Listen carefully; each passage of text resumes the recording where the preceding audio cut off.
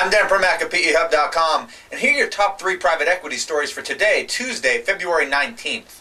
Well, leading us off, Clear Channel Communications has filed a lawsuit against Providence Equity Partners, a private equity firm that had last year agreed to buy 56 television stations from Clear Channel for about $1.35 billion. Now, the gist of the lawsuit is that Clear Channel wants to compel Providence to actually follow through with the deal, something Providence hasn't been all too clear it's necessarily going to do.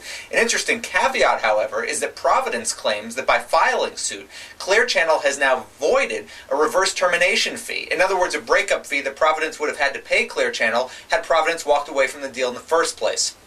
Now, it's important to note that this deal, the Providence purchase of Clear Channel television stations, is technically separate from the massive take-private buyout of Clear Channel being done by 2 other private equity firms.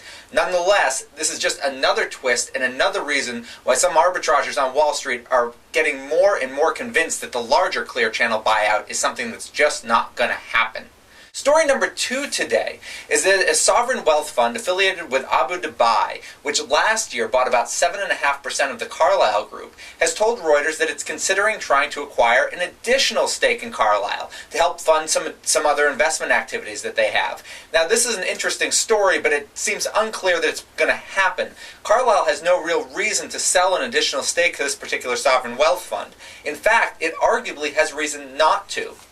Last week, a California state assemblyman filed a bill that would prohibit California state pension funds or other public funds from investing in private equity firms that are partially owned by sovereign wealth funds of nations that have questionable human rights records. Now, we've posted the actual bill up to PEHub.com, and it would indeed include Carlyle based on its Abu Dhabi ownership stake. Our final story today is a venture capital deal. Something called Sky Flying Media has raised $83 million from an investment syndicate that includes Goldman Sachs, New Horizon Ventures, and Sequoia Capital China. Now, Sky Flying is a Chinese outdoor advertising company, billboards and such. It's actually an interesting business, particularly if you think again about going back to Clear Channel, which, while it's having troubles in radio and television, its outdoor advertising business is actually doing quite well. So this is an $83 million round, one of the largest of the year, and certainly the largest ever in a Chinese advertising company.